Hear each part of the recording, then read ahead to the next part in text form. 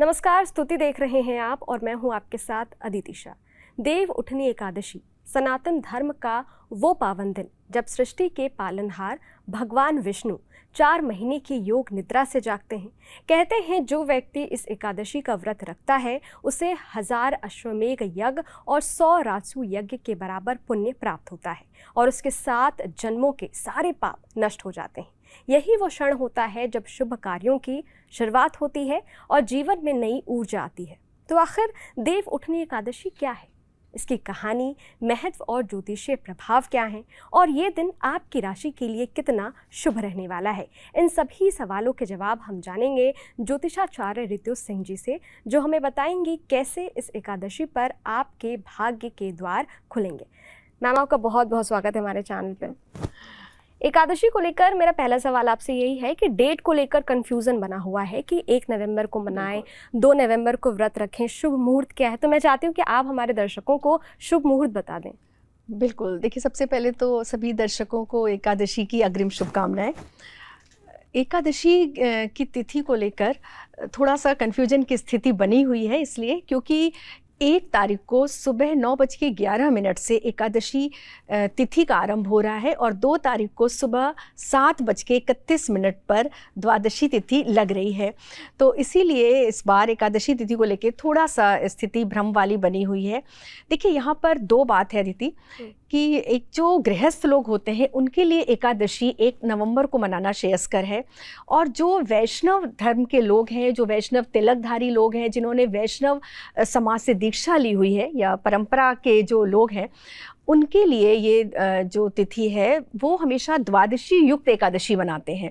क्योंकि शास्त्रों में, पुराणों में वर्णन है कि जो गृहस्थ हैं वो एकादशी मनाते हैं जब दशमी युक्त, और जो वैष्णव समाज या साधु समाज के लोग हैं, जो संत हैं, महात्मा हैं, उनको हमेशा एकादशी तिथि जो द्वादशी युक्त है वो मनानी चाहिए। तो इस हिसाब से उन लोगों के लिए 2 तारीख का दिन अच्छा है, और बाकी सभी लोगों के लिए, जो जितने भी हमारे समाज के गृहस्थ लोग हैं, उनके लिए 1 तारीख का ही महत्व है। और फिर भी दोनों दिन ही एकादशी है। तो और इस बार तो बड़ी अच्छी बात है कि त्रिस्पर्श एकादशी, मतलब हम कहते हैं कि त्रिस्पर्शा योग का मतलब होता है, ये कभी कभी होता है, बहुत रेयर, बहुत वर्षों में, कि जब 3 तिथियां एक साथ, जैसे अगर एकादशी तिथि का जो विस्तार हो रहा है वो अगले दिन सूर्योदय के बाद तक हो रहा है, और द्वादशी तिथि का जो विस्तार हो रहा है वो 3 तारीख को सूर्योदय के बाद तक हो रहा है।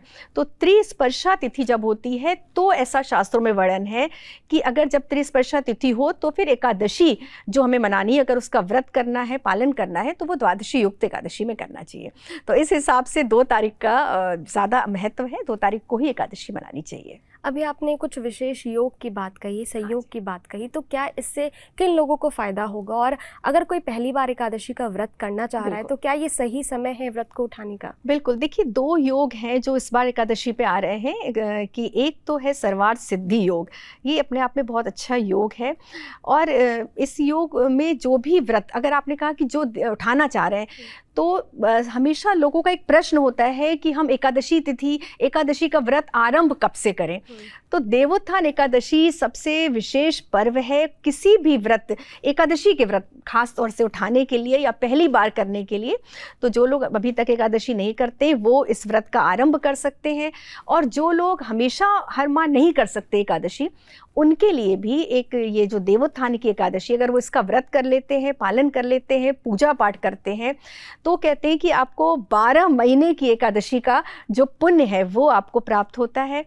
और ये वर्णित भी है कि 1000 अश्वमेध यज्ञ का इसमें पुण्य मिलता है और 100 राजसूय यज्ञ का पुण्य मिलता है। तो ये पुराणों में वर्णित है कि अगर इस एकादशी का आपने व्रत कर लिया, तो आप अगर पूरे वर्ष एकादशी नहीं भी कर रहे हैं तो भी भगवान विष्णु की कृपा, अनुकंपा आपको प्राप्त होती है। तो ये सभी के लिए बहुत शुभ है और सभी लोगों इससे लाभान्वित होने वाले हैं इस वाले एकादशी। ऋतु जी, आपने अभी बताया कि एकादशी जो है अगर कोई पहली बार रख रहा है तो कैसे रख सकता है। नियम, कायदे, कानून भी होते हैं, क्योंकि हमारे सनातन धर्म में नियमों का पालन बहुत ज़्यादा अच्छे से किया जाता है, तरीके से किया जाता है। अगर आप पहली बार कोई व्रत उठा रही हैं तो आपको कैसे एकादशी का व्रत उठाना चाहिए, क्या नियम, कायदे, कानून है जिसका पालन हमें करना चाहिए? देखिए, एकादशी के व्रत में 2-3 चीज़ों का बड़ा महत्व है। एक तो शुद्धि और पवित्रता का तो है ही, क्योंकि अगर आप एकादशी कर रहे हैं, वैष्णव समाज के कुछ अपने नियम हैं। जैसे उनका तिलक का नियम होता है, आप देखते हैं कि वो बड़ा अच्छा चंदन का जो तिलक लगाते हैं वैष्णव, और जो लोग दीक्षा लेते हैं उनके लिए तो बड़ा विशेष होता है, जो जाप करते हैं, माला जाप करते हैं, और वो तो एकादशी रखते ही रखते हैं। लेकिन अगर पहली बार कोई रख रहा है तो सबसे पहले उसको ना ये दशमी से ही आरंभ हो जाता है, क्योंकि इसमें नियम है कि दशमी की सांध्य काल के बाद, संध्या के बाद चावल का सेवन नहीं करना चाहिए। और एकादशी के दिन आपको सूर्योदय से पूर्व ही उठना है, और सबसे पहले गंगा जल से अपने घर को शुद्ध करना होता है। और आप भी थोड़ा सा पानी गंगा जल मिलाकर, पानी में गंगा जल मिलाकर और स्नान कीजिए। अगर आप गंगा स्नान करते हैं तो उससे अच्छा कुछ नहीं है, क्योंकि कार्तिक में तो स्नान और दीपदान का महत्व सबको पता है कि बहुत ज़्यादा महत्व है। लेकिन अगर आप गंगा जी नहीं जा पा रहे हैं, यमुना जी नहीं जा पा रहे हैं, तो आप घर में भी अपने स्नान के जल में थोड़ा सा गंगा जल मिला सकते हैं और उससे आप स्नान कीजिए। उसके बाद आपको भगवान विष्णु को भी सबसे पहले तो देखिए चतुर्मास के बाद, क्योंकि आषाढ़ शुक्ल देवशयनी एकादशी पे भगवान कहते हैं शयन करते हैं, और कार्तिक शुक्ल की जो एकादशी है इस पर भगवान जागृत होते हैं, जागते हैं। तो उनको जगाने का बड़ा प्यारा नियम है इसमें, क्योंकि हम कहते हैं ना, उत्तिष्ठो उत्तिष्ठ गोविंद उत्तिष्ठ गरुड़ध्वज उत्तिष्ठ कमलाकांत त्रैलोक्य सर्वत्रम मंगलम कुरु। तो इसमें इसी मंत्र के साथ हमें भगवान विष्णु को, या आपके पास लड्डू गोपाल हैं, आपके पास शालिग्राम है, उनको जगाना चाहिए। वीणा की धुन से, घंटी की धुन से, मधुर ध्वनियों के साथ उनको जगाते हैं। बहुत लोग देखिए ढोल नगाड़े भी बजाते हैं, तो ये बड़ा अच्छा नियम होता है। पहले हम विष्णु जी को उठाते हैं, फिर पंचामृत से स्नान कराते हैं उनको, दूध, दही, घी, शक्कर और शहद के साथ। स्नान का भी बहुत महत्व है, और यही पंचामृत जो होता है ना, क्योंकि जब हम दूसरे दिन पारण करेंगे तो सबसे पहले हमें ये पंचामृत ही ग्रहण करना है। तो इस पंचामृत को रखा जाता है, भगवान को उससे स्नान कराते हैं। फिर पीले वस्त्र का महत्व है, क्योंकि एकादशी पे भगवान विष्णु को पीले रंग की पोशाक, पीले पुष्प, पीला आप भोग लगा सकते हैं, पीली मिठाइयाँ होती हैं वो आप भगवान को, बेसन के लड्डू, ये सब अर्पित कीजिए। और आपका जो अपना नियम है, आपका नियम ये है कि देखिए इसमें ना कुछ लोग काफ़ी नियम मानते हैं, बाल धोने का नियम मानते हैं कि एकादशी को नहीं धोना चाहिए। अच्छा, तो उन लोगों को, हाँ, ये वर्णित है, तो वो लोग दशमी को ही अपने सिर वगैरह, बाल वगैरह धो सकते हैं। और एकादशी के व्रत के दिन सबसे बड़ी बात है कि अगर आप निर्जल व्रत रखते हैं, 2 तरह से रखा जाता है, 3 तरह से हम कह सकते हैं। या तो आप निर्जल रखिए, अगर निर्जल नहीं रख पाते हैं तो आप सिर्फ जल पी के भी बहुत लोग व्रत रखते हैं, और कुछ लोग फलाहार करते हैं कि आप फल और जल पी सकते हैं। तो इसी तरह आपको पूरा ब्रह्मचर्य का पालन करना है, तामसिक वस्तुओं से बिल्कुल दूर रहना है। अगर आप व्रत नहीं भी करते हैं तो भी उस दिन आपको प्याज, लहसुन और इन चीज़ों से थोड़ा दूर रहना चाहिए। और अगर व्रत करते हैं तब तो आपको बिल्कुल जो है सात्विक फल और कुट्टू का आटा, ये सब से बनी हुई चीज़ें आप खा सकते हैं। इसमें चावल तो ग्रहण करना ही नहीं है, तो अगर आप व्रत नहीं रखते हैं तब भी लोग चावल नहीं खाते हैं इसमें। और इसका महत्व यही है कि आप पूजन करके विष्णु भगवान का, और दोपहर में सोना नहीं चाहिए। कहते हैं कि सोने से एकादशी का व्रत का जो फल है वो, हाँ, वो कम हो जाता है। और इसमें एक और नियम है कि अगर आपको सोना ही है ना, तो 2 तुलसी पत्र, लोग आपने देखा होगा मम्मियों को हमारे की गांठ बांध लेती हैं, हाँ, और उसको आपने रख लिया, तो ये कि तुलसी माँ साक्षी, अगर हम सो भी जाते हैं तो हमारा व्रत खंडित नहीं हो रहा है। तो इसमें ये कुछ थोड़े से नियम हैं कि दोपहर को आपको सोना नहीं है, आपको बिल्कुल भजन करते रहना है। आप कोई भी मंत्र पढ़ सकते हैं। देखिए सबसे अच्छा मंत्र ओम नमो भगवते वासुदेवाय, इससे अच्छा कोई मंत्र है नहीं भगवान विष्णु को प्रसन्न करने के लिए। और कलयुग केवल नाम आधारा, कलयुग में तो आप जितना नाम जप करें, जितना माला पे आप भगवान का नाम जपते हैं, महामंत्र का कितना महत्व है। हरे कृष्ण कृष्ण कृष्ण हरे हरे, हरे राम राम राम हरे हरे, इस मंत्र का जाप कीजिए। नियम, और देखिए वो तो भूल, मानव है तो भूल हो भी जाती है। तो जब व्रत की समाप्ति होती है, जब व्रत का हम वो करते हैं, संपन्न करते हैं, तो एक बार क्षमा प्रार्थना जरूर करते हैं भगवान से। इसी तरह से एकादशी का व्रत करते हैं। कोई बहुत विशेष महत्व नहीं, बहुत ज़्यादा विशेष नियम ऐसा नहीं है इसमें। तो जो अभी आपने बताया कि एकादशी पे चावल नहीं खाते हैं, और क्यों नहीं खाते? अगर खा लिया गलती से, भूल हो गई, भूलवश खा लिया, तो फिर क्या होता है उससे? देखिए चावल को लेकर के लोगों के मन में सवाल भी ये होते हैं, गूगल पे भी ये सवाल बहुत ज़्यादा पूछे जाते हैं। तो हमारे एक मतलब जानने वाले जिन्होंने कहा कि आप ये सवाल ज़रूर पूछिएगा कि एकादशी पे चावल का क्या महत्व होता है। देखिए एक बार जब पृथ्वी पे ना, जब बहुत ज़्यादा भजन बढ़ जाता है ना, तो कहते हैं कि पाप को परेशानी होने लगी थी। इसमें ये कथा आती है कि जो पाप होता है उसने भगवान विष्णु से पूछा कि आप मेरे लिए कोई ऐसा स्थान दीजिए। सतयुग में जब भजन, जब ईश्वर की आराधना बहुत बढ़ गई थी, तो आप मेरा कोई स्थान दीजिए कि मैं कहाँ रहूँ उस समय। तब भगवान ने उनको बोला कि आप एकादशी के दिन आप चावल में वास करो। तो कहते हैं कि चावल में एकादशी के दिन पाप का वास होता है। अच्छा। और ये भी आप बड़ा अच्छा नियम है कि अगर आपने जगन्नाथ मंदिर की महिमा सुनी हो तो जगन्नाथ मंदिर ही एकमात्र पुरी में जो ऐसा है कि वहाँ पर चावल बनता ही बनता है, क्योंकि वहाँ पर भगवान ने कहते हैं ना कि पाप को भी एक कोने में रख दिया था बांध के। तो इस वजह से कहते हैं कि चावल में उस दिन पाप का वास होता है, इस वजह से चावल को नहीं खाया जाता। हमारा जो पौराणिक जो कथाओं में उल्लेख है वो यही है। और इसके तो फिर बहुत सारे कारण होते हैं ना, क्योंकि अगर आप साइंटिफिक भी जाइए कि इस समय के हिसाब से आप देखिए तो इस समय चावल को हम कहते हैं ना 15 दिन बाद हमारे शरीर में कुछ ऐसे ही वेदर भी हाँ चेंज हो रहा है, बिल्कुल होता है, तो इसलिए वो भी रीज़न है। लेकिन जो पौराणिक महत्व है वो यही है कि पाप का वास है, तो इस वजह से चावल नहीं खाते। रितु जी, आपने थोड़ी देर पहले महासंयोग की बात की थी, क्योंकि आप ज्योतिषाचार्य हैं, तो मैं आपसे जानना चाहूँगी कि इस एकादशी पर 12 राशियों के लिए ये एकादशी कैसे रहने वाली है और उनको क्या पुण्य फल प्राप्त होंगे। तो मैं चाहती हूँ कि आप एक एक करके सारी राशियों के बारे में बताएं। बिल्कुल, देखिए भगवान विष्णु का महापर्व है और क्योंकि भगवान कृष्ण तो सबके हैं, कहते हैं ना ये यथा माम प्रपद्यन्ते ताम तथैव भजाम्यहम् हम। भगवान विष्णु ने गीता में, भगवान कृष्ण ने कहा है कि जो मुझे जैसे जपता है मैं उसको वैसे ही जपता हूँ। तो भगवान की जो एकादशी है वो सबके लिए बहुत शुभ होने वाली है। कोई भी इसमें ऐसी दिक्कत नहीं है कि किसी के लिए खराब है, लेकिन हाँ कुछ चीज़ों का अगर हम ध्यान रखते हैं तो और अच्छा होता है। हम मेष राशि से हम शुरुआत करते हैं। देखिए मेष राशि के जो लोग हैं उनके चौथे भाव में गुरु का ट्रांजिट हुआ है, उच्च के गुरु का, क्योंकि गुरु 18 अक्टूबर के बाद कर्क राशि में आ गए हैं उच्च के। तो जब चतुर्थ भाव में गुरु होते हैं तो काफ़ी चीज़ें अच्छी होती हैं, क्योंकि हमारा सुख भाव है, तो उनके जीवन में बहुत समय से अगर कोई परेशानी चल रही है तो वो ख़त्म होगी और सुखों में वृद्धि होगी। इनको एक उपाय करना चाहिए मेष राशि वालों को। ये अगर लाल चंदन भगवान कृष्ण को, विष्णु जी को अगर लगाते हैं तो इनके लिए, इनके भाग्योदय के लिए बहुत अच्छा होगा। वृष राशि की अगर हम बात करें तो देखिए वृष राशि के जो राशि स्वामी हैं वो शुक्र हैं, तो ये अपने शुक्र को भी बलवान कर सकते हैं एकादशी के दिन। इनके लिए भी अच्छा समय होने वाला है। कहीं ना कहीं से देखिए इनके तीसरे भाव में गुरु आ रहे हैं तो थोड़ी मेहनत ज़्यादा करनी पड़ेगी, लेकिन वो सही दिशा में मेहनत करेंगे, ये अच्छी बात है, ये भ्रमित नहीं होंगे। और ये भगवान कृष्ण को या विष्णु को सफ़ेद रंग की मिठाई चढ़ा सकते हैं, या फिर कोई चमकदार वस्त्र उनको अर्पण कर सकते हैं, या फिर उनको सफ़ेद चंदन का तिलक लगा सकते हैं उपाय के तहत इस एकादशी पे। अच्छा। मिथुन राशि की अगर हम बात करते हैं तो मिथुन राशि के जो राशि स्वामी हैं वो हैं बुध, और इनके लिए तो बड़ा अच्छा संयोग बन रहा है कि ये तुलसी विवाह करके अपने भाग्य में वृद्धि कर सकते हैं, क्योंकि एकादशी के पर तुलसी विवाह भी होता है जैसे ही द्वादशी लगती है। इसमें भी थोड़ा सा भ्रम की स्थिति है कि कुछ लोग एकादशी में करते हैं, कुछ द्वादशी में। तो मिथुन राशि के लोगों को इस बार तुलसी विवाह अगर वो नहीं कर सके तो तुलसी पूजन अवश्य करना चाहिए। कर्क राशि की अगर हम बात करें तो कर्क राशि में आपके तो लग्न में ही गोचर हो रहा है गुरु का, तो आपके निर्णय बहुत अच्छे होने वाले हैं इस बार, बड़े बेनिफिशियल, जो कि आपके भविष्य के निर्माण में सहायक होंगे। और आपको कोई भी गुलाब जामुन या सफ़ेद रसगुल्ला, इस तरह की कोई मिठाई आपको भगवान विष्णु को चढ़ानी है और उनको सफ़ेद वस्त्र अर्पण करने हैं भगवान विष्णु को। माँ तुलसी को भी आप कलावा चढ़ा सकते हैं आज के दिन।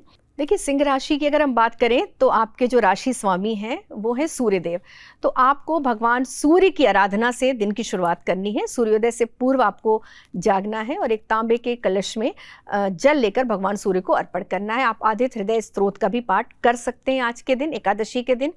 भगवान कृष्ण को आपको नारंगी रंग के वस्त्र और नारंगी फल अर्पण करने हैं एकादशी के दिन। कन्या राशि की अगर हम बात करें तो देखिए आपके राशि स्वामी हैं बुध, तो आपको भगवान गणेश की आराधना करनी है, गणेश जी को दूर्वा अर्पित करना है एकादशी के दिन, और माँ तुलसी की पूजा करनी है। माँ तुलसी को हम एकादशी पे गन्ने, सिंघाड़े, शकरकंदी, ये सब भगवान विष्णु और माँ तुलसी दोनों को ही चढ़ाते हैं। तो आपको अपने उपाय के तहत इस बार गन्ना चढ़ाना है। और देखिए आपके लिए अच्छा समय चल रहा है, क्योंकि आपके कहीं ना कहीं से धन आगमन के स्रोत बन रहे हैं आपके, और कोई अगर प्रमोशन रुका हुआ है आपका तो वो भी हो सकता है कन्या राशि वालों के लिए। तुला राशि की बात करें तो आपके जो राशि स्वामी हैं वो है शुक्र। तो आपको माँ लक्ष्मी की आराधना करनी है भगवान विष्णु के साथ। आप कनक धारा स्तोत्र का पाठ कीजिए। देखिए आपका स्वास्थ्य थोड़ा सा ऊपर नीचे हो सकता है, कोई मौसमी बुखार या इस तरह का, तो आप अपने स्वास्थ्य का ध्यान रखिए। आपको भगवान विष्णु को पीला चंदन अर्पित करना है। तुला राशि के बाद हम वृश्चिक राशि की अगर बात करते हैं तो वृश्चिक राशि वालों के खर्चों में वृद्धि होने वाली है, थोड़ा अनावश्यक एक्सपेंसेस आ सकते हैं और हेल्थ का भी आपको ध्यान रखना है। वैसे एकादशी आपके लिए बहुत शुभ होने वाली है, कहीं ना कहीं से कोई अवसर भी अवश्य मिलने वाला है आपको। भगवान विष्णु को अष्टगंध का तिलक लगाइए और मेवे से बनी हुई कोई मिठाई आप भगवान विष्णु को अर्पित कीजिए आज के दिन। धनु राशि के लिए भी बहुत अच्छा समय है, क्योंकि धनु राशि के जो गुरु हैं अपनी उच्च राशि में बैठे हुए हैं बृहस्पति। तो आपको भगवान विष्णु को पीले वस्त्र अर्पण करना है। देखिए आप अगर कोई घर मकान कोई गाड़ी लेना चाहते हैं तो उसके लिए भी समय बहुत अच्छा बना हुआ है, इसी समय आपका ये काम हो सकता है, आप ले सकते हैं। और आपको भगवान विष्णु को पीले वस्त्र और पीला चंदन अर्पित करना है। मकर राशि वालों की बात करें तो मकर राशि के लिए देखिए सबसे अच्छा ठीक है समय आपके लिए, थोड़ा सा हो सकता है आपका स्थानांतरण हो सकता है, इसका ध्यान रखिए। जॉब में किसी तरह का कोई एलिगेशन न लगे, इसका भी थोड़ा सा आपको ध्यान रखना है। और आपको अपराजिता के पुष्प भगवान विष्णु को अर्पित करना है, माँ लक्ष्मी को भी आप चढ़ा सकते हैं। कुंभ राशि की अगर हम बात करें तो देखिए आपकी शनि की ढैया भी चल रही है, तो इस एकादशी को व्यर्थ मत जाने दीजिए। आप उपाय कर सकते हैं अपने शनि को ठीक करने के लिए। तो आपको भी भगवान विष्णु को तिल के बने हुए कोई पदार्थ भोग लगाना है। और सबसे बड़ी बात है, आपको काले तिल की वस्तुएं दान करनी है एकादशी पर। आप कोई भी काली वस्तु दान कर सकते हैं। साथ ही साथ अगर आपको लेबर क्लास मजदूर वर्ग के लोग मिले तो उनको एकादशी के दिन अवश्य कुछ न कुछ दान कीजिए, ये आपके लिए बहुत अच्छा होगा। मीन राशि की बात करते हैं। मीन राशि वालों के लिए, क्योंकि उनके भी जो लगन लॉर्ड हैं, उनके भी जो राशि स्वामी हैं वो उच्च के हैं, तो उन पर आशीर्वाद ही दे रहे हैं उनको, तो उनके लिए भी अच्छा समय है। जीवन में नई नई अपॉर्चुनिटीज़ आने वाली हैं, विदेश के योग बने हुए हैं, संतान से संबंधित कोई अच्छी खबर आपको मिल सकती है। भगवान विष्णु को आपको साबुत हल्दी की 7 गांठ चढ़ानी है और माँ तुलसी को एक पीले धागे में आपको 11 गांठ लगाकर माँ तुलसी को अर्पित करना है इस एकादशी अपने भाग्योदय के लिए। तो सभी राशियों के लिए बहुत अच्छा समय है। भगवान विष्णु की कृपा सब पर बनी रहे। रितु जी, आपने बहुत अच्छे से एक्सप्लेन किया कि 12 राशियों के लिए ये एकादशी कैसी रहने वाली है। मैं चाहती हूँ कि आप कुछ उपाय भी बता दें, जो लोग इस एकादशी का व्रत रख रहे हैं या जो नहीं भी रख रहे हैं उनके लिए कुछ उपाय, जिससे कि अगर उनके जीवन में कोई रुके हुए काम है या तरक्की रुकी हुई है, पैसे नहीं आ रहे, नौकरी नहीं लग रही, तो इस एकादशी पे वो उपाय करें, अचूक उपाय, जिससे कि जो भी प्रॉब्लम है उसका सॉल्यूशन उसे मिल जाए। बिल्कुल, देखिए एकादशी तो उपायों के लिए बहुत विशेष होती है, बहुत अच्छा रहता है अगर एकादशी पे आप उपाय करें तो। सबसे पहले ना, एकादशी पे जिनका विवाह नहीं हो रहा है उनके लिए बहुत अच्छा है, वो तुलसी विवाह करें। ठीक है, माँ तुलसी की जो शालिग्राम के साथ विवाह होता है वो करवा सकते हैं। और तुलसी माता को आप चुन्नी चढ़ाइए, श्रृंगार की वस्तुएं चढ़ाइए जिनका विवाह नहीं हो रहा है, और अपनी ये कामना कीजिए तो उनके विवाह के योग बनते हैं। अगर आप संभव नहीं, आप तुलसी विवाह नहीं कर पा रहे हैं, तो आप भगवान विष्णु के किसी भी रूप की, लड्डू गोपाल हैं या फिर कृष्ण, जो भी रूप है आपके पास, जो विग्रह है, उनकी पूजा कर सकते हैं। आप उनको पीले रंग की वस्तुएं चढ़ा सकते हैं। और साथ ही साथ जैसे मैंने अभी बताया कि साबुत हल्दी की गांठ, तो 7 की संख्या में अगर आप भगवान विष्णु को अर्पित करते हैं तो इससे भी शादी विवाह के योग बनने शुरू हो जाते हैं। नौकरी को लेकर भी लोग बहुत परेशान हैं इस समय की नौकरी नहीं लग रही है, तो उनके लिए भी है कि वो भगवान विष्णु को एकादशी के दिन एक तो उनका पंचामृत से स्नान कराएं और साथ ही साथ उनको एक पान का बीड़ा अर्पित करें, मीठा पान वो अर्पित करें, उसमें थोड़ा सा एक सुपारी और शहद रख के। अच्छा। और 11 गोमती चक्र आज के दिन वो भगवान विष्णु के पास रख सकते हैं अपनी कामना उनसे कहते हुए, तो उससे भी उनकी नौकरी के जो योग हैं वो बनने शुरू हो जाएंगे। देखिए स्वास्थ्य को लेके भी लोग परेशान बहुत हैं कि हेल्थ इशू आ रहे हैं, तो जिनके साथ ये दिक्कत है तो वो एकादशी पे ना अदिति, दान का बहुत महत्व है ना। हम कहते हैं ना एकादशी स्नान और दान का पर्व है। तो एक तो स्नान का है कि आप गंगा स्नान करते हैं, दूसरा आपका है कि आप दान क्या करते हैं। तो इस दिन आपको किसी ज़रूरतमंद को दवाओं का दान करना चाहिए। अगर आपके नोन में कोई ऐसा है जो बीमार है, जो इलाज नहीं करवा पा रहा है धन की वजह से, सामर्थ्य की वजह से, तो आप उनकी मदद कीजिए, या किसी हॉस्पिटल में जाकर भी आप मेडिकल हॉस्पिटल में दवाओं का दान कर सकते हैं। इससे भी आपके जो स्वास्थ्य में दिक्कत आ रही है उसमें आराम मिलेगा। और तिल की बनी हुई वस्तुएं भगवान को आप भोग लगाइए। ये है तीनों ही जो मेजर चीज़ें हैं उनके उपाय ये हैं। ऋतु जी, मेरा एक सवाल इससे है कि अगर एकादशी का व्रत अगर कोई 2 तारीख को रख रहा है, तो अभी संडे भी बीच में है, तो हाँ, क्या कहते हैं रविवार को तुलसी पत्र नहीं तोड़ना चाहिए। हाँ। तो क्या करें?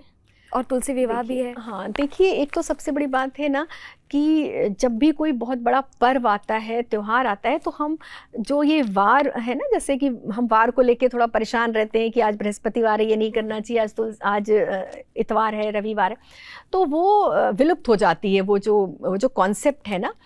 तो अगर यहाँ पर, क्योंकि अगर हमें विवाह नहीं करना है तो उसमें हम उतना ज़्यादा उसको नहीं महत्व दिया जाता है, क्योंकि उस दिन द्वादशी भी लग रहा है, तो कर सकते हैं। लेकिन फिर भी अगर आपको लगता है, बहुत लोगों का अंदर भाई कभी उन्होंने तुलसी दल को नहीं छुआ, नहीं स्पर्श किया, तो वो लोग थोड़ा सा अनकंफर्ट हो जाते हैं कि हम कैसे विवाह करें। तो वो फिर एकादशी जो 1 नवंबर को है, शाम के समय कर सकते हैं, उसमें कोई भी दिक्कत नहीं है, क्योंकि हमेशा तुलसी विवाह संध्या दोष काल है ना, उसमें किया जा सकता है। तो उनके लिए 2 चीज़ें हैं। देखिए, एक तो ये 1 नवंबर को शाम को कर लें, और अगर इनको लग रहा है कि नहीं, उनको द्वादशी युक्त उसमें करना है, तो फिर वो 3 तारीख की सुबह सोमवार को भी कर सकते हैं, क्योंकि 3 तारीख को भी 5:35 तक द्वादशी तिथि है। तो हमें वो भी उदया तिथि से मिल रही है, जैसे मैंने अभी बोला ना, त्रिस्पर्शा तिथि चल रही है, तो इसका बड़ा महत्व है। तो इसका फ़ायदा उठाइए। अगर आपको लग रहा है तो आप देखिए, पूजन आप संडे को कर लीजिए, अगर आपको पूजा करनी है, दीप दान है, वो आप कर लीजिए। लेकिन अगर आपको लगता है कि उनको सजाना है, माँ का श्रृंगार करना है, तो आप सोमवार की सुबह भी कर सकते हैं। तो ये दोनों दिन है आपके पास, या तो आप शनिवार को कीजिए या फिर आप सोमवार को कीजिए। ऋतु जी, आपने महत्व बता दिया, उपाय बता दिए। मैं जानना चाहती हूँ कि देव उठनी एकादशी की कहानी क्या है, इसकी स्टोरी क्या है, क्यों करना चाहिए? हाँ, देखिए, देवउठनी अगर देखा जाए तो एकादशी की जो कथा आती है ना, कि एक बार जालंधर जो राक्षस था, दैत्य था, उसका बड़ा प्रकोप बढ़ गया था, बड़े अत्याचार बढ़ गए थे, और उनकी जो पत्नी का नाम था वो वृंदा था, तुलसी थी। तो जब सारे देवगण भगवान विष्णु के पास गए कि हमें भाई हमारी रक्षा कीजिए इस राक्षस से, तब भगवान विष्णु ने, क्योंकि वृंदा बहुत पतिव्रता थी, तो जालंधर को मारना संभव ही नहीं था, वो अमर हो चुका था ना। हमारे यहाँ पतिव्रत धर्म की बहुत ज़्यादा महत्ता है। तो भगवान विष्णु जालंधर का रूप बना कर गए थे, जिससे कि तुलसी जो वृंदा है उनका धर्म भंग हो सके। इसके बाद तुलसी जी ने, बल्कि बाद में ये भी हुआ था कि तुलसी जी फिर चली गई थी और श्राप भी दिया था विष्णु जी को। लेकिन उस समय क्योंकि उनकी पूजा से, भक्ति से भगवान विष्णु बहुत प्रसन्न थे, तो भगवान विष्णु ने ही उनको वरदान दिया था कि इस एकादशी पर जो भी हमारा विवाह पाणी ग्रहण करेगा, उसके सभी पाप नष्ट हो जाएंगे, उसके जीवन में आने वाली समस्याएं दूर हो जाएंगी, और बिना तुलसी पत्र के मेरा पूजन स्वीकार नहीं किया जाएगा। क्योंकि माँ तुलसी बहुत ही विह्वल हो गई थी कि मेरा सारा धर्म अब ये कैसे, ये पापों का मतलब जो मेरे ऊपर बोझ है वो कैसे दूर हो। तब भगवान विष्णु ने उन्हें वरदान दिया था, और उस समय से ही ये देवउठनी एकादशी का प्रारंभ हो गया है। और दूसरा कारण है कि देखिए, आषाढ़ शुक्ल पक्ष में देव शयनी एकादशी होती है, और अगर हम मौसम देखें, समय देखें, तो उस हिसाब से भी जो शुभ मांगलिक कार्य हैं वो उस समय बंद हो जाते हैं ना, क्योंकि फिर श्राद्ध आ जाते हैं, फिर बहुत व्यस्तता आ जाती है। और अब जो है, जब देव उठनी एकादशी के बाद से सारे जो शुभ मांगलिक कार्य हैं उनका आरंभ हो जाता है, विवाह, शादी, मुंडन, सब कुछ आरंभ हो जाता है। देव उठनी एकादशी के अगले दिन तुलसी विवाह है। हाँ। तो शुभ मुहूर्त क्या है विवाह का? विवाह कैसे कराएं तुलसी जी का? हाँ, तुलसी विवाह का जैसे मैंने बताया ना, शास्त्रों में वर्णित है कि प्रदोष काल में द्वादशी तिथि जरूर होनी चाहिए, क्योंकि तुलसी विवाह हमेशा द्वादशी में होता है। तो अक्सर ऐसा होता है ना कि एकादशी लगी और शाम के बाद से द्वादशी लग गई, तो लोग उसी दिन कर देते हैं, लेकिन मेन जो है शास्त्रों में जो वर्णित है वो द्वादशी है। तो द्वादशी तिथि में प्रदोष काल में इस बार तो बन रहा है शाम को 5:35 से और 6:53 तक का मुहूर्त है। दिन तो 2 तारीख। हाँ, 2 तारीख का बन रहा है, तो उस समय विवाह का है। लेकिन अगर आप 2 को नहीं करते तो आप 1 को भी शाम को इसी समय में आप विवाह कर सकते हैं। और तुलसी विवाह का जो नियम होता है उसका बहुत साधारण नियम है। आपके घर में जो तुलसी का चौरा होगा, जो तुलसी का गमला होगा, पहले वहाँ पे गंगा जल से हम छिड़काव करते हैं, जैसे जल दिया जाता है। फिर उसके बाद हम उनको चुन्नी चढ़ाते हैं तुलसी माता को, और जैसे भी सजा सकते हैं। आपने देखा होगा बहुत अच्छे से मंडप सजाया जाता है, गन्ने का मंडप सजाते हैं। जिस तरह से हम देखिए बहुत लोग ना बड़े नियम से करते हैं, जैसे कोई कन्या, अपनी कन्या का विवाह किया जाए, इस तरह से सारा सामान एकत्रित करते हैं जो जो कन्या को शादी में दिया जाता है, सारी चीजें तो वो चीज़ें भी देते हैं तुलसी जी के लिए। सबसे महत्वपूर्ण है कि उनके वस्त्र, उनकी जो चुन्नी है और श्रृंगार सामग्री है, ये देते हैं। और जो आपके घर में भगवान, अगर शालिग्राम है तो बहुत अच्छा है, अगर शालिग्राम नहीं है तो आप भगवान विष्णु की कोई, अगर आपके पास लड्डू गोपाल है या आपके पास विष्णु भगवान है, तो उनको आपको ले जाकर तुलसी जी के गमले के पास स्थापित कुंवारी कन्याएं कर सकती हैं, सिर्फ सुहागिन? बिल्कुल कर सकती हैं, बिल्कुल कर सकती हैं। हाँ, हर कोई कर सकता है, क्योंकि अगर शादी नहीं हो रही है तो तुलसी विवाह बिल्कुल कर सकते हैं, उसमें दिक्कत नहीं है। तो वहाँ पर भगवान विष्णु को स्थापित करते हैं। उसके बाद जो माता को लाल वस्त्र और भगवान विष्णु को पीले वस्त्र, क्योंकि उन्हें दूल्हा बनाया जाता है, तो पीला पटका और ये सबसे उनका श्रृंगार करते हैं।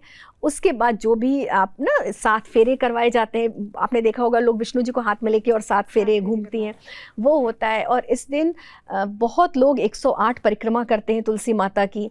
जो ऋतुफल इस समय के हैं, जैसे शकरकंदी, सिंघाड़े, गन्ने और नया गुड़, ये चढ़ाया जाता है माँ तुलसी और भगवान विष्णु को।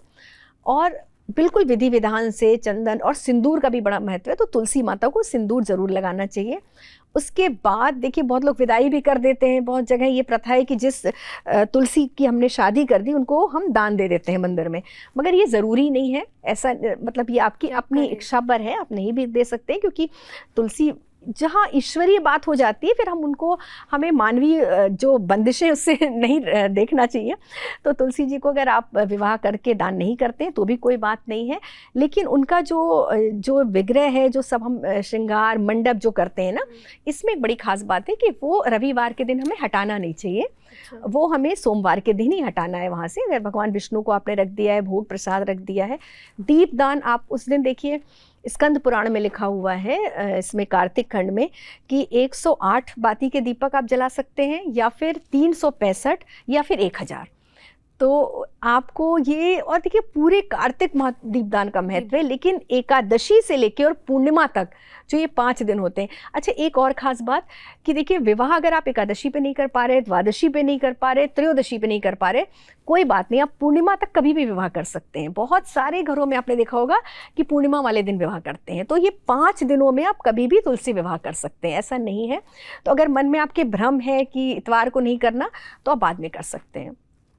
और इन्हीं 5 दिनों में, जिसको हम लोग कहते हैं ना, पंचमुखी कहते हैं, भीष्म पंचक कहते हैं, इस 5 दिनों का बहुत महत्व है। पूरे कार्तिक में अगर आपने कोई उपाय नहीं किया तो आप इन 5 दिनों में कर सकते हैं। ये शादी, विवाह, मुंडन, ये जो सारी चीज़ें हैं, कहते हैं कि देव उठनी एकादशी के बाद से शुरू हो जाती हैं। तो देव उठनी एकादशी के बाद से होती है, तुलसी विवाह के बाद से आप करवा सकते हैं शादी ब्याह जो भी? नहीं, देव उठनी एकादशी के बाद से शुरू हो जाती है। हाँ बिल्कुल, जिस दिन देखिए देव सोए हुए हैं तो कैसे विवाह होगा, कैसे मांग ली, और बृहस्पति जो कि भगवान विष्णु ही सो रहे हैं, तो फिर कैसे हो पाएगा। तो जब देव उठनी एकादशी आ गई, आप विवाह चाहे बाद में कीजिए, लेकिन आप जो मांगलिक कार्य हैं वो कर सकते हैं। जैसे घर का, बहुत लोग गृह प्रवेश भी नहीं करवाते हैं, इन 4 महीनों में बहुत सारे कार्य नहीं करते हैं, वो सारे ही कार्य किए जा सकते हैं। ऋतु जी, मेरा आखिरी सवाल आपसे ये है कि तुलसी विवाह, चाहे वो कुंवारी कन्या कर रही हो या शादीशुदा महिलाएं कर रही हो, तो किन बातों का ध्यान रखना चाहिए ताकि उनसे कोई गलती ना हो, कोई भूल ना हो जाए? हाँ बिल्कुल, देखिए कुछ बातों का विशेष ध्यान रखना बहुत ज़रूरी है तुलसी विवाह करते समय। एक तो सबसे बड़ी बात कि तन मन की पवित्रता, ठीक है ना। पहले आपको सुबह अच्छे से स्नान करना बहुत ज़रूरी है, जैसे मैंने अभी बताया कि आपको बाल धो लेने चाहिए। उसके बाद जहाँ पर आपका तुलसी माँ का गमला है, उस जगह की सफाई का विशेष ध्यान रखना है। कहते हैं ना, तुलसी के पास झाड़ू नहीं होनी चाहिए, तुलसी जी के पास बिल्कुल भी गंदगी नहीं होनी चाहिए, जूते चप्पल नहीं होनी चाहिए। एक और गलती भी लोग अक्सर करते हैं, मैंने तो बहुत लोगों के घर में देखा, जब मैं वास्तु के लिए जाती हूँ तो तुलसी जी के क्यारे में, है ना, उसमें लोग शिवलिंग रख देते हैं, तुलसी चौरे में। हाँ, तुलसी चौरे में। ये बहुत बड़ी गलती है, क्योंकि शिवलिंग कभी भी तुलसी के आसपास नहीं रखना चाहिए, है ना। तुलसी जी से बहुत दूर रखना चाहिए, और कभी भी तुलसी पत्तर देखिए शिव जी पे नहीं चढ़ता है। और तो इसलिए एक तो इस बात का ध्यान रखिए। दूसरे, तामसिक चीज़ों से आपको दूर रहना है। अगर आप तुलसी विवाह कर रहे हैं, अगर व्रत नहीं भी हैं, तो भी आपको लहसुन, प्याज और इन सब चीज़ों से परहेज करना है। मन भी आपको शुद्ध रखना है, किसी की निंदा आपको नहीं करनी है, फालतू के झगड़े नहीं करने हैं, क्योंकि जब आप विवाह कर रहे हैं तो घर में शांति रहे, इसका ध्यान देना है। कलह नहीं होनी चाहिए घर में। इनका चीज़ों का ध्यान रखिए। और ख़ुद भी ना, अब जैसे बहुत महिलाएं नहा के आई हुई पूजा करने लगती हैं, लेकिन आप भी अपने श्रृंगार का भी थोड़ा सा ध्यान रखिए। वस्त्रों के रंग का ध्यान रखिए, काले रंग के वस्त्र आपको नहीं पहनने हैं, आपको लाल, पीले, ऑरेंज, इस तरह के, पीला रंग बड़ा विशेष महत्व है एकादशी के लिए, तो आपको इसी तरह के वस्त्र पहनने हैं। और अपना सिंदूर, गले में चैन या जो भी आपका श्रृंगार है, उसके बाद ही आप तुलसी विवाह कीजिए। तो ये बड़ी मेजर गलती होती है। मैंने देखा आते हैं लोग नहा के और सीधे ही बाल गीले बालों से पूजा करने लगते हैं, वो थोड़ा सा नहीं करना चाहिए। अगर आपसे हो सके अवॉइड, तो आपको खुद भी पूरा सज संवर के विवाह करवाना चाहिए। गलती इसमें देखिए, क्षमा प्रार्थना, गलती का इसमें कोई ऐसा विधि विधान भी नहीं है, क्योंकि अपनी श्रद्धा के ऊपर है और आपके यहाँ कैसी परंपरा चल रही है उसके ऊपर भी है कि आप कैसा विवाह करते हैं, और आपकी सामर्थ्य पर भी निर्भर है कि अगर आपकी सामर्थ्य है तो देखिए लोग आभूषण भी चढ़ाते हैं तुलसी माँ को, ऐसा नहीं है, आभूषण चढ़ाते हैं, साड़ियाँ चढ़ाते हैं, तो वो आपकी श्रद्धा और सामर्थ्य पर निर्भर है।